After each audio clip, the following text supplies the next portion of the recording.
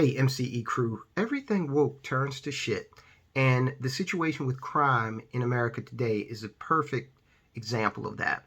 What we're seeing is businesses leave communities. They're taking jobs outside the community that they were in. We're seeing customers, would-be customers, clients, workers put in a situation where they have to fear violence, okay, being perpetrated upon their person and their property if they are in certain areas. This is unacceptable, and it's the fault of woke district attorneys / state's attorneys, woke city council officials, and woke mayors, executives of these major metropolitan areas, and some of the metropolitan areas that are mid-tier, okay, as well. Now, we've got a mayor in Baltimore City. This young man's name is Brandon Scott, Mayor BS. And the mayor has never done anything. He's very young. I don't even think this guy's 30.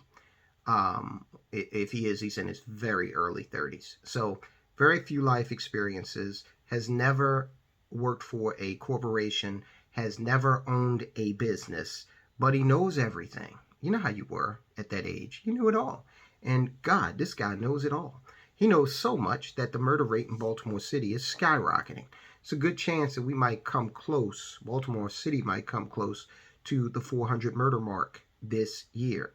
Now, anybody can get it. They used to, when I was growing up in the 80s, in the midst of the crack epidemic, they would say, yeah, a lot of people are getting killed, but they're all people that are, in this drug game, okay?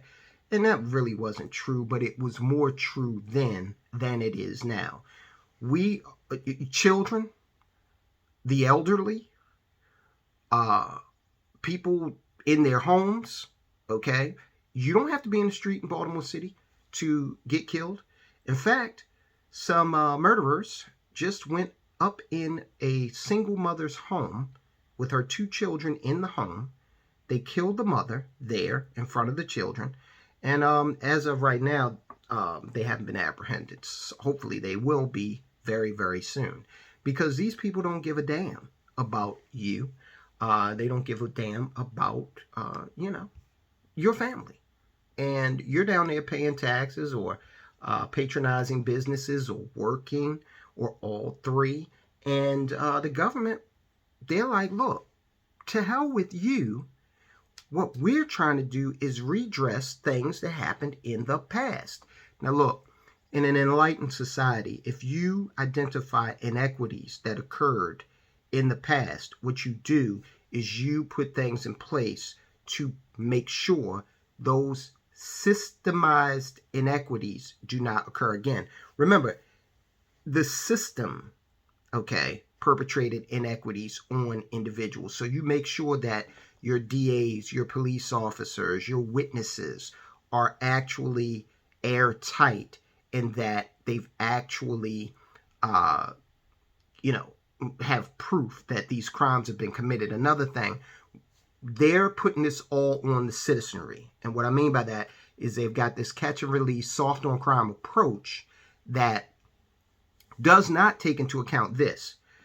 When people were unjustly incarcerated in the past, let's take a look at how zealous or overzealous the prosecutors and police were in putting those people behind bars, okay? Mike Nifong used to be a prosecutor, a district attorney in wherever Duke is, North Carolina, one of the counties in North Carolina. And if you remember the Duke lacrosse case, he was presented with evidence that would have called the complainant, Crystal, I forget her last name. He was presented with some evidence that said, hey, wait a minute, these guys might not be guilty of this crime. But he persisted. He saw it as something that if he was able to convict these guys, they were white guys, and if he was able to convict them, then he would have risen to prominence and gone on and maybe been a contender for governor. And he put his personal ambition above justice in this particular case. Now, they did disbar him, thank God. When we find instances of that happening, then it should be taken care, the focus should be on the system, on the cops, or on the prosecutors who perpetrated these inequities.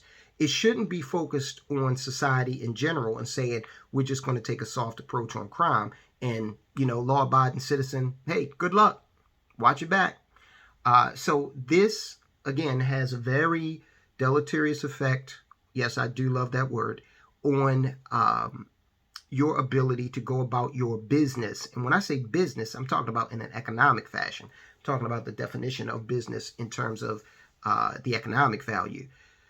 Paying your property taxes, okay? What you think the property value of your home is going to wind up being if the area around you has seen 300 murders and rising consistently for the past 7 years, okay?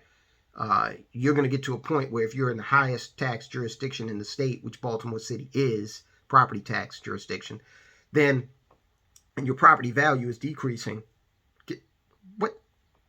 you got to get out of that situation. Hopefully you can. I've seen many people trapped in their neighborhoods, people who worked all their lives, and because of the increase in property values in the surrounding counties and the stagnation or decrease in the property values in Baltimore City, people have not been able to get that calculation to sync up where they could sell and then get into another home in a safer area, okay? That is a real world consequence of crime in your neighborhood. So if these woke DAs and woke mayors and woke city council people had any real sense of justice, they would first concern themselves with economic justice, and they would look into prosecuting the violent repeat offender in such a way that it served as a hell of a deterrent. Now, you have to, in my opinion, bifurcate these two things. If you got some young man who broke into a car and he messed up the ignition and he stole some things, all right, we apprehend this person. If this is his first offense, we do not ruin his life. Yeah, buddy, you're going to have to make restitution. You might be on probation for a few years. If you don't do anything more wrong, then that can be expunged. Looking at things like that. Also, if we have to end up incarcerating someone, let's take that same example, and he did do something additional, but it wasn't violent, okay? It was another property crime, and you put him away for a couple of years. Then inside that penal system, there has to be some real strong rehabilitative aspect. Can't just be penal, because when you put him out, then you're going to put him in a situation where he's not economically viable, okay? And then have some sort of transition from the jailhouse to, the occupational world. Because a lot of these guys go to prison and they wake up, okay? You know how it is when you're young? You think the world is a certain way, and then as you get older and more connections are made in your brain, you start to mature. And I've talked to plenty of young men who, did a few years in prison, and they're, like, okay, well, don't want to do that again. Let me get my shit together. So that's one thing. But the person that's out here committing carjackings, which is a violent crime, okay? The person who is running around with a gun that they should not have and sticking people up, or worse, they should be in prison. And this is another thing. I don't go into Baltimore City. I know a United States Marine who says, I'm not going to the Baltimore City Veterans Administration. I'm going to go out to Frederick. Baltimore City's 15 minutes away from this guy. Frederick is 45. But he's like, hey, I don't want to, chance anything happening. So he's not eating lunch in Baltimore City. He's not paying to park in Baltimore City. There's money that's not coming into the city, okay? Because people just don't want to be there. I don't want to be there.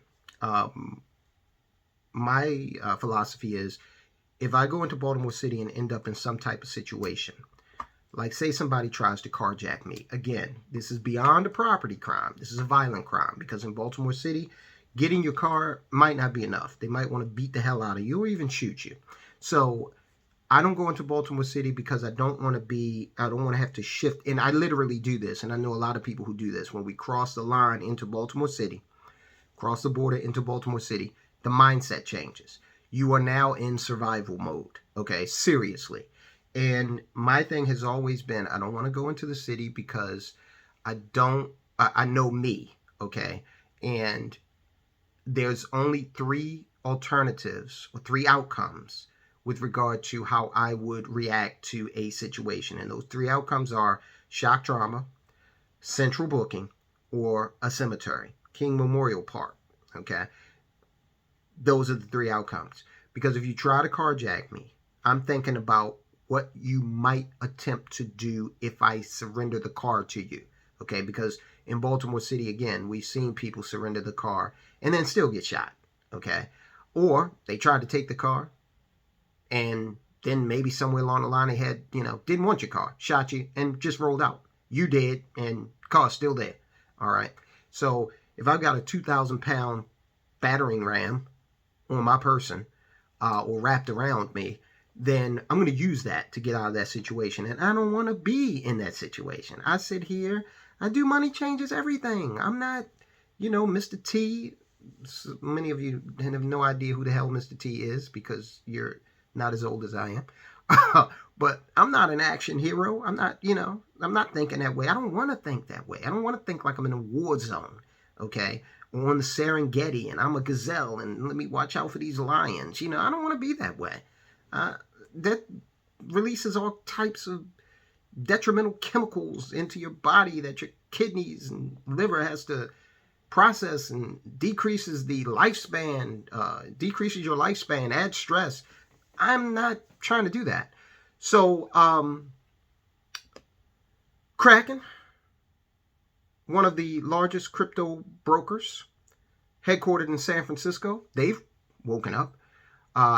They said we shut down Kraken's global headquarters on Market Street in San Francisco after numerous employees were attacked, harassed, robbed on their way to and from the office. Business partners were afraid to visit after being victimized. Crime, mental illness, and drug abuse are out of control in the city, which is dramatically underreported, crime that is, because it is so commonplace. The police are known to arrest the same offenders dozens of times, thanks to District Attorney Chelsea Bodine's catch and release program, which has resulted in numerous preventable murders of innocent people, the ultimate crime. You have deprived someone of their life, okay? They can't get liberty or the pursuit of happiness. They can't pursue happiness or pursue property if they don't have a life.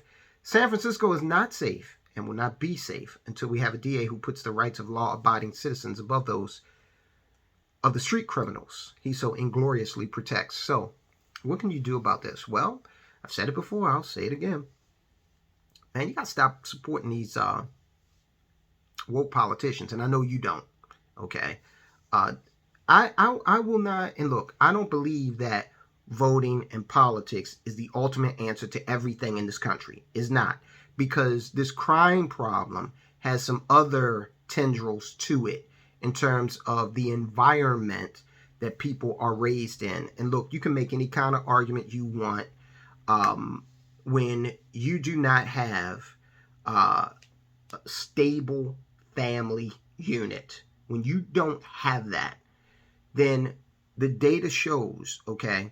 Somebody said to me, well, yeah, just because he didn't grow up with a father in the home doesn't mean he's more likely to be a criminal. And no, it doesn't. But we see a preponderance when we look at the data of people who are participating in heinous criminal activity. A preponderance of them did not grow up with a father in the home. Okay. Now, look, I'm not going to sit here and argue with thousands of years of history in terms of the nuclear family and the composition of, how humans tend to raise their young. That that process. Take emperor penguins. The mother and the father penguin are both part of that process. Okay. Go watch a documentary about how the emperor penguins share the duties in terms of nurturing the egg, feeding the young penguin. It's incredible, man, because these birds are hardy as hell, and they face a trek across Antarctica. They face predators in the sea when they go to get food. It's amazing. But let's come in and let's disrupt that. Let's say that, you know what, the emperor penguin doesn't need that father, okay? That's optional. Well, then that society is going to start to fall apart, okay, in some way, shape, or form. And I know that's oversimplified, but again, I'm not with this wokety woke nonsense that's questioning, you know, if you look at certain communities and how they tend to organize themselves based on how they've done it for thousands of years, and then we switch to a mode where, you know, all of that is now questionable, optional. Sure, it's not going to work ideally in every situation. I'm not saying that. But yes, it takes a mother and a father to raise a child. Okay. And if that gets me removed from YouTube, if that revolutionary thought process gets me removed from YouTube, then so be it. But crime is out of control. These woke Democrats, they've proven themselves. They're not good stewards of the safety of the citizenry. All right. And then you go into these same cities and they won't give the law-abiding a fighting chance. Okay. You can't get a carry permit. And you come into New York City with a gun, they're going to arrest you. Okay. You're just saying, oh, I'm just trying to stay safe, man. I live in a rough neighborhood. My neighbor got beat up. My other neighbor got shot. He's in the hospital. I just wanted to carry a gun to protect myself. They're going to put you in Rikers Island, okay, for wanting to protect yourself. You're supposed to be a victim. Emmanuel Macron, over there in France, he typifies this. The other day, he was commenting about, well, it wasn't the other day, but it was a little while ago. He was commenting on this incident that occurred in France where some people broke into this guy's house while his family was in the house. It was a home invasion. He shot one of these, the homeowner shot one of these guys. The guy died. So they've charged this guy with murder, man. Even though these people were in his house and were definitely there. If somebody comes in your house, man, they're there for no good reason, okay? They charge that guy, and they asked Emmanuel Macron, the president of France, about it. And he said he didn't believe in self-defense. Sure you do, because you've got a protective detail. Until I see Emmanuel Macron drive himself to a G7 meeting, then I will not choose to believe that he doesn't believe in self-defense. Until I see him hop an Air France flight and sit in coach, okay, and pick up his own damn bags from baggage claim as president of France, until he does that, I'm going to believe that he does indeed believe in self-defense. What it is he believes in it for himself and for his family and close friends. He doesn't believe in it for you. And this is how a lot of politicians think. Don't doubt me. You are the little people, okay? You're a serf. You're a lowly cog in the machine. Don't you know they won a popularity contest, so they're better than you. You need to trade in your SUV for an EV. They can still fly around on private jets and burn more fuel in an hour than you will in the next 2 years. Okay, but you're a little person. You're not as important as they are. So you don't deserve to be protected to the extent that they and their family do.